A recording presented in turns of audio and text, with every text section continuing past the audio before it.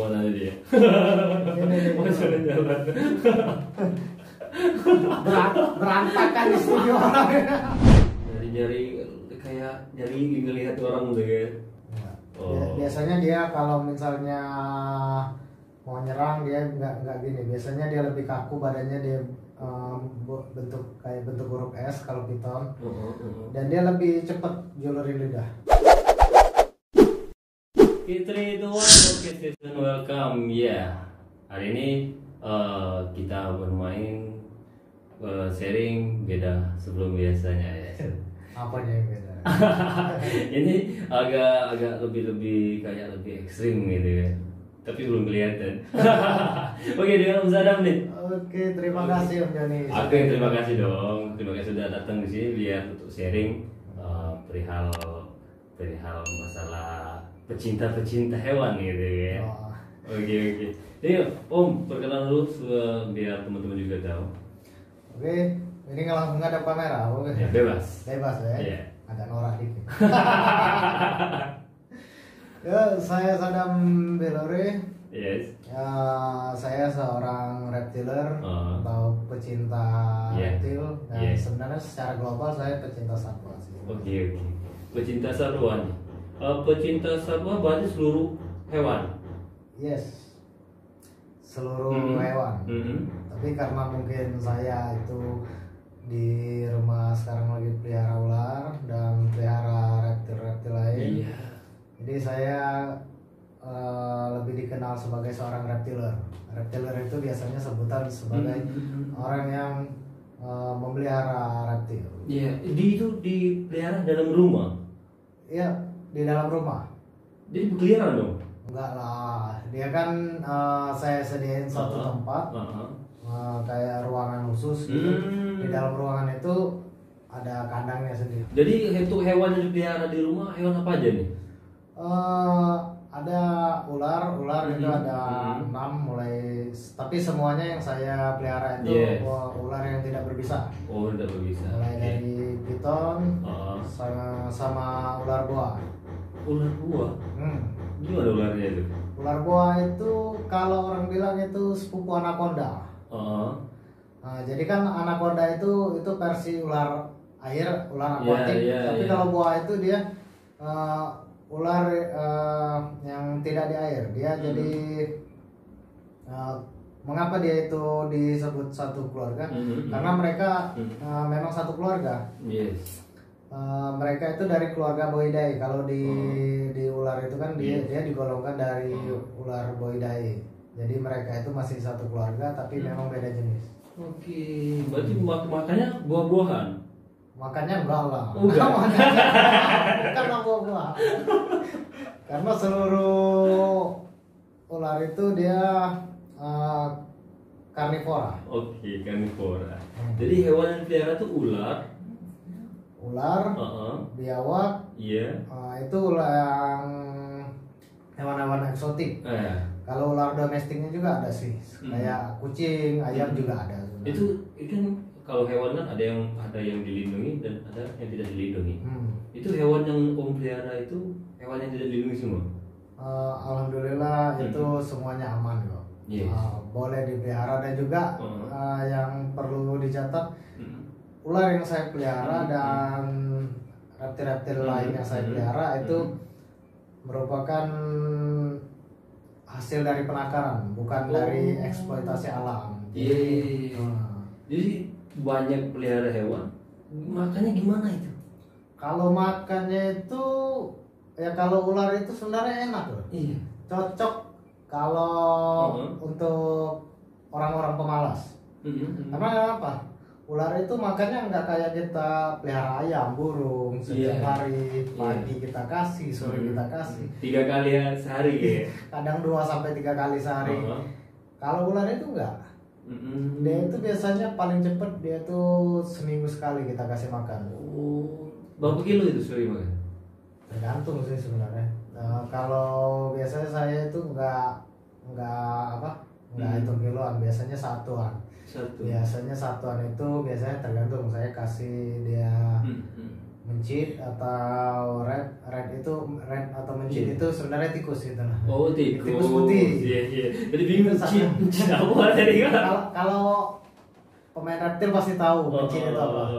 Nah kadang-kadang juga burung puyuh saya kasih ayam. Jadi tergantung ukuran sih sebenarnya. Kadang ya, satu itu 3, 4 saya kasih sekaligus. Wow. Tapi enggak sekaligus sih. Dia habis satu saya kasih lagi. Berarti satu saya kasih. Setiap jatah per bulan tuh termasuk makan dari hewan makanannya. Ada jatahnya sendiri. Oh, ada jatahnya sendiri khusus ya. Khusus. Oke. Karena kita itu kalau pelihara, itu ya sama seperti kita. Iya. Dia sudah jadi bagian dari keluarga, berarti dia juga tanggungan kita. Iya. Kita makan dia makan gitu ya. Iya dong. Oke. Malah kalau memang jangan sampai mereka nggak makan lah, karena ya lebih baik kalau itu lebih baik kadang-kadang ular makan ayam, kita makan tempe. Saking kita mencintai. Ular makan ayam, kita makan tempe. Nah. Iya. Nah ini Om, jadi di Sumsel nih kan, di Sumsel tuh kayak reptil ini ada gak di komunitas ataupun organisasi yang berkumpul? Oh ada. Jadi biasanya pecinta ular, pecinta reptil itu sering dianggap kaum minoritas karena memang itu bukan sesuatu yang lumrah sebenarnya. Iya.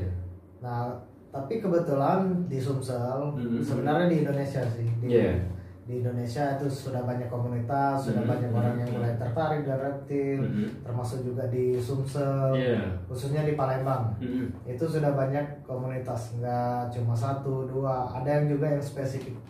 Seperti saya tergabung di komunitas Sumsel Reptil, itu kan lebih spesifik, walaupun juga member-member yang lain itu juga dia pelihara hewan lain selain reptil, tapi seluruh member itu pasti mereka punya reptil. Rata-rata mereka punya ular, punya biawak, punya iguana. Nama organisasinya apa itu? Komunitasnya? Sumsel Reptil. Nah ini kan kalian pecinta reptil nih, seperti ular kan. Nah misalkan nih di rumah warga nih, di rumah warga ada ular kobra lah nih. Kobra itu bisa nangani? Ya kalau kita semua insya Allah kalau misal kita di komunitas Sumsel Reptil, kita semua bisa dengan cara yang safety, yang tidak membahayakan baik itu terhadap manusia maupun terhadap hewannya sendiri. Oke, lanjut tadi dong. Misalkan nih ada tetangga nih, rumahnya masuk ular kobra. Nah, untuk ke reptiler bisa langsung ke lokasi atau gimana itu? Biasanya kalau kita itu sering dapat yang namanya panggilan rescue itu. Biasanya kalau panggilan rescue itu kan ada yang mungkin kenal secara langsung komunitas kita, bisa kadang-kadang langsung menghubungi ketua kita, dan ada juga yang melalui DM IG. Nah kebenaran misalnya kita dapat panggilan rescue nih, biasanya kita lempar dulu. Siapapun itu member yang dapat panggilan untuk bantuan rescue, biasanya kita lempar ke grup.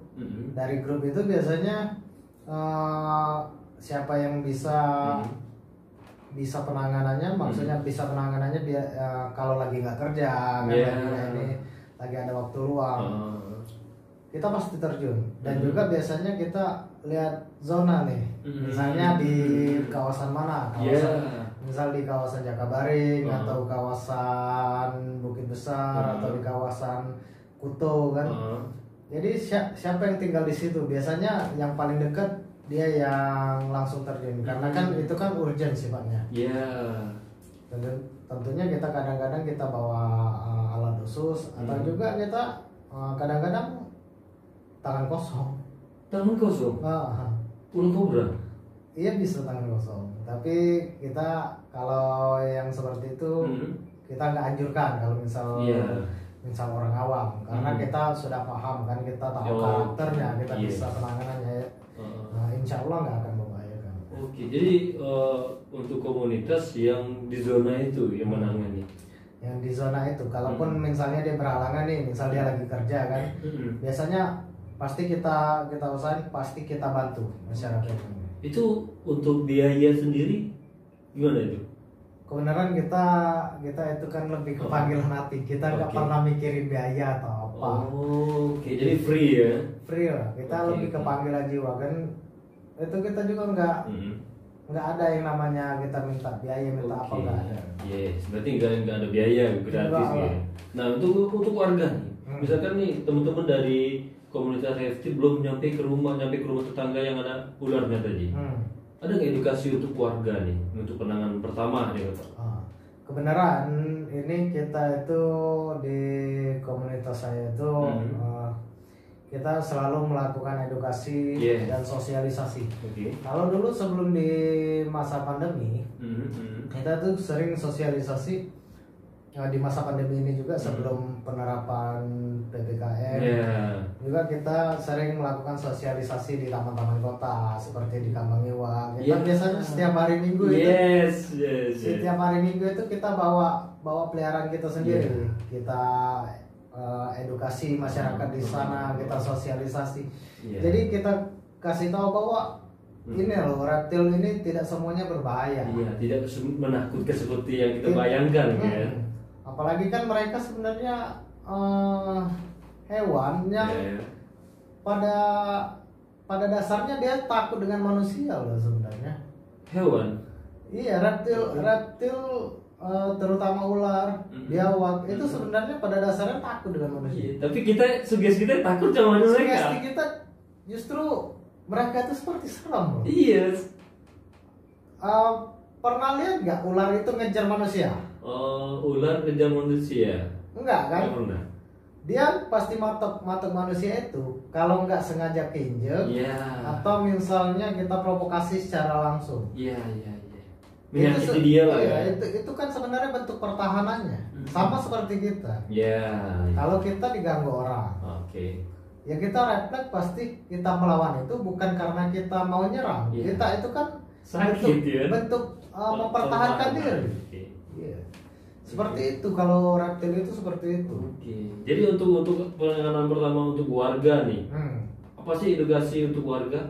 Misalkan ada alat apa gitu? Kalau biasanya untuk kita edukasi warga itu misalnya kalau di rumah ular gitu, urgent kan, dia harus penanganan sendiri. Biasanya itu bisa kita gunakan alat-alat rumah tangga seperti sapu, pengki, ember. Itu bisa kita manfaatkan. Caranya seperti apa? Itu sebenarnya kalau yang itu tadi khusus ular-ular kecil ya. Termasuk kobra juga, karena kobra itu kan panjang maksimalnya nggak sampai 2 meter, paling 1,5, 1,8. Nah kalau memang kita nggak berani, kita bisa usir aja sih sebenarnya, usir pakai sapu karena dia akan agak sensitif dengan tajam. Kita ambil jarak aman, kita geser aja dia keluar. Kalau dia udah keluar rumah, dia nggak mungkin masuk lagi. Kalau di dalam rumah nih, ada ularnya itu. Kalau di dalam rumah, pakai sapu tadi, pengki, itu kita geser pelan-pelan, Itu sebenarnya dari yang pertama itu nggak perlu panik dulu. Yang penting kita tenang dan juga kita harus berani sih sebenarnya. Itu yang pertama. Itu. Tapi kebanyakan orang tuh nggak berani. Berani juga nggak boleh nekat. Maksudnya nggak boleh nekat itu kita berani tapi kita sendiri nggak tahu. Jadi itu konyol jadi.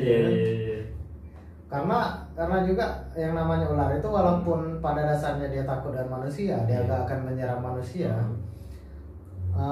Dia itu cukup berbahaya sih sebenarnya kalau dia bisa langsung gigit kita, baik itu yang berbisa maupun tidak berbisa.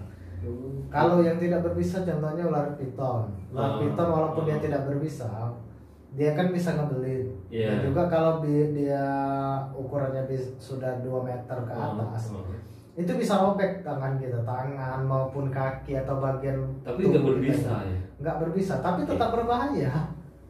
Gigitannya bisa kayak orang kena bacok. Jadi dililit ya. Nah kalau kayak ular-ular berbisa tadi, kayak ular kobra, kalau itu salah penanganan, bisa sampai menyebabkan kematian. Kobra berbisa? Iya berbisa. Head venom. Mati bisa gitu tinggi. Oke. Paling fatal ya bisa mati. Oke. Kalau ular sanca ular piton itu sama itu? Sanca piton sama. Oke, sama-sama belit gitu ya. Bukan, memang sama sebenarnya. Oh, sama ya. Sama. Ya ular piton. Ya itu biasanya ya sanca itu ya ular piton. Oh. Piton juga sebenarnya dia banyak jenisnya lagi. Di Indonesia sendiri ada 13 itu. Mulai dari piton reticulatus, piton molurus, macam-macam banyak. Ada juga ular blood python atau dipong, terus juga sanca hijau dari Papua. Banyak sih, ada 13 dia seluruhnya. Jadi untuk yang tadi, untuk warga tadi nih. Jadi warga tadi cuma menggunakan sapu, pengki, ember untuk mengusir hewannya. Kita misalnya ini nih, kita ambil contoh misalnya ini ada ular nih. Ini kan sapu, kita pelan-pelan aja sih. Kita tutup kayak kita nahan gitu. Tapi jangan terlalu ditahan. Tahan aja dia. Kita paksa, kita geser ke pengki, kita set ke ember. Kita tahan kayak kita nahan ini, kita masukin nahan sampah, kita masukin ke ember. Kalau ada tutup, kita tutup. Oke. Jadi selain di sosmed juga edukasi langsung ke lapangan. Berhubung sekarang lagi PPKM, jadi di pending semua untuk edukasi ke lapangan kayak di KI tadi. Oh, itu di KI sih sebenarnya salah satunya saja. Sebenarnya kita juga kadang sering edukasi ke instansi-instansi, terus ke sekolah-sekolah, sampai ke perguruan tinggi. Bahkan ada member kita itu, wakil ketua kita itu kan dia guru nih, guru di sekolah filial. Dia juga sering mengedukasi muridnya, walaupun sekarang tidak belajar tatap muka, dia secara virtual dia langsung edukasi langsung. Ini mau kita langsung edukasi langsung nggak? Penonton di sini kita keluarin langsung ular ini. Boleh. Dibawa kan? Ularnya kita bawa. Oke, boleh. Ini ularnya yang dibawanya ular, jangan saja ular piton nih, atau ular kobra, lari saja masih. Wow, besar tuh. Wow. Ini ular apa ini? Ini piton molurus. Jadi ini jenis sanca bodoh yang naikin aja ya. Jadi kebenaran ini agak kalem sih sebenarnya. Wow. Ini piton apa ini? Ini piton molurus. Jadi warna aslinya sebenarnya bukan kuning gini sih. Warna aslinya itu agak kecoklatan. Ini kelainan genetik. Jadi ini termasuk albino. Ini makannya apa ini? Ini makannya macam-macam. Kadang saya kasih burung puyuh, kadang saya kasih ayam, kadang saya kasih tikus putih. Ini panjang berapa meter panjangnya ini? Ini panjangnya 2,5 meter. Ini mungkin kelihatan kecil karena dia gini. Kalau dia lurus, lebih panjang lagi sih. Iya. Ini dia kalem kan? Karena memang sudah terbiasa dengan manusia. Berarti hewan ini, ular ini yang sering dibawa ke edukasi? Kadang yang ini, kadang kita bawa yang lain. Saya sendiri kan kadang misalnya minggu ini nih saya bawa ini, terus minggu depan saya bawa yang lain. Terus misalnya kita ada panggilan, maksudnya ada kita edukasi ke sekolah. Kadang-kadang kita itu beda-beda. Kalau misalnya edukasi ke sekolah atau ke instansi itu kita beda-beda. Kita bawa mulai dari ular yang berbisa dengan yang tidak berbisa. Jadi kita memberi pemahaman itu mulai dari yang tidak berbahaya sampai yang paling berbahaya. Jadi kita juga kasih tahu kalau ular ini misalnya bahayanya ini, kalau ular ini bahayanya ini. Terus sampai penanganannya, terus bagaimana cara evakuasi. Itu kita kasih tahu semua. Edukasi untuk cara penanganan kalau ada hewan di tempat kita kerja. Iya, termasuk itu juga. Mau geser ke situ.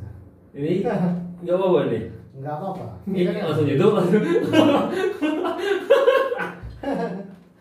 Enggak. Iya. Iya. Terus. Oh. Enggak. Pengen aja. Wow. Ini udah berapa lama ini pelihara aja nih? Ini saya pelihara ini udah kalau di saya ini udah sekitar 2 tahunan. Oh. Kebenaran bukan saya yang pertama pelihara ini. Oke. Oh, ini bukan pertama kali melihara. Ya, kebenaran dulu punya teman nih. Oke. Ya, oke. Ini udah berapa lama nih? Ini apa di saya? Iya, dipelihara. Sekitar 2 tahunan. Udah 2 tahun. Sebesar sepanjang ini? Udah enggak lah. Dulu kecil masih. Dulu kecil. Ini bisa panjang nggak ini? Bisa. Oke. Dia bisa sampai. Dia bisa sampai 8 meter. Wow, 8 meter. Ini masih termasuk kecil. Oke. Tidak apa-apa. Ini kalau udah biasa sama manusia dia paling jarang dia mau strike. Oke, jadi nggak ekstrim gitu ya? Ya. Wow. Tapi kalau untuk keluarga nyaran nih, ada larangan nggak untuk melihara hewan? Nggak ada sih kalau sekarang. Nggak ada yang mempermasalahkan. Orang tua nggak masalah. Nggak masalah. Emang kalau dari awal-awal dulu kan kalau pelihara seperti ini sebenarnya nggak perlu izin. Kalau aku nyaranin kalau kita memang mau pelihara. Iya. Karena kalau hal-hal aneh seperti ini, kalau aku dulu langsung aku bawa aja. Oke. Ini pakai surat izin nggak nih? Ada surat izin nggak? Enggak ya. Apalagi kan ini kan hasil penangkaran. Enggak, bukan dari eksploitasi alam. Oke. Karena kan kalau jenis sanca bodo itu memang populasinya sudah minim dan kalau memang yang hasil eksploitasi alam itu sekarang memang statusnya sudah dilindungi. Dan kalau yang ini kebenaran ini bukan dari hasil alam, ini memang sudah dari ternakan manusia. Oke. Jadi ini bukan hasil karya alam lagi, hasil karya manusia. Iya, karya tangan manusia. Tapi seperti kayak ini ya, kayak panji petualang berarti kalian. Apa? Kayak panji petualang misalkan ya, ada apa-apa langsung terjun tadi kan. Iya, kebenaran sama, kita sama-sama reptiler. Iya. Ini juga kan kalau misalnya kembali ke alam kayak ular ini kan warnanya udah nggak normal nih. Dia nggak bakal bisa survive di alam. Malah bakal mati. Karena juga dia warnanya kan udah mencolok, dia nggak mungkin bisa, maksudnya nggak bisa berkamuflase lagi dengan mangsanya, dan dia juga kan udah terbiasa dikasih makan. Jadi mungkin instingnya bukannya berkurang sih, tapi mungkin dia itu tadi karena dia tadi sudah sulit berkamuflase, jadi mungkin agak susah dia cari. Oke. Jadi buat teman-teman misalkan ada urgent nih, ada hewan kayak ular berbisa ataupun tidak, takut untuk menangani sendiri, bisa menghubungi di DMIG Sumsel Reptil bisa. Oke, Sumsel Reptil ya. Oke. Itu tanpa biaya tadi kan? Tanpa biaya. Karena itu kan kita itu memang lebih ke panggilan hati kita ingin agar hewan itu tidak disakiti, dan dia juga mungkin hewan itu juga tidak sampai menyakiti manusia. Jadi kita semuanya berhak hidup loh. Hewan berhak hidup, kita juga jangan sampai terjadi hal-hal yang tidak diinginkan. Tidak menyakiti dan menyakiti. Sebenarnya kalau mau coba-coba pelihara ular nggak masalah. Atau yang lebih aman lagi itu ball python, kayak dia python paling kerdil di dunia. Yang kecil ya. Dia kecil, paling panjangnya sekitar 1,5 meter, 1,8. Dan juga itu salah satu ular yang paling penakut sih. Dia juga kenapa disebut ball python? Karena dia sendiri kalau misalnya kita provokasi, malah bukannya cenderung menyerang, malah dia membentuk seperti bola. Oh, ngelingker itu ya? Ngelingker gitu. Kayak ulet ningker itu ya? Iya, dia biasanya ngelingker itu kepalanya agak ditaruh di tengah gitu. Jadi kayak dia menyembunyikan, melindungi kepalanya gitu. Itu dia ada lagi takut gitu kan. Bahkan di alam bebas pun seperti itu. Iya. Wow. Jadi itu paling rekomen kalau misalnya orang mau baru pemula. Kebenaran kan di Indonesia sekarang udah mulai digemari. Iya. Mulai banyak yang kecil-kecil itu kan. Yang dipegang kecil-kecil pendek gitu. Paling segini nih panjangnya. Sekitar 1,8 lah, nggak sampai 2 meter panjangnya. Iya. Oh, mau kemana dia? Mau jalan-jalan. Berantakan di studio orang. Kalau studionya ini berantakan. Nyari-nyari kayak nyari ngelihat orang tuh kan. Biasanya dia kalau misalnya mau nyerang dia nggak gini. Biasanya dia lebih kaku badannya, dia bentuk huruf S kalau piton. Dan dia lebih cepat julurin lidah. Oh iya. Dia itu mendeteksi sebenarnya dari sensor Jacobson-nya itu dia mendeteksi itu mangsa atau predator. Oke. Oh itu bisa dilihat dari juluran lidah. Iya, karena pada dasarnya kan ular ini matanya rabun. Iya. Jadi dia mendeteksi mangsa atau predator itu dari lidah, dari sensor panas. Oke, jadi semakin cepat lidah, berarti dia mau nyerang. Iya. Dan kalau dia kayak gini nggak apa-apa aman. Iya. Apalagi badannya nggak kaku.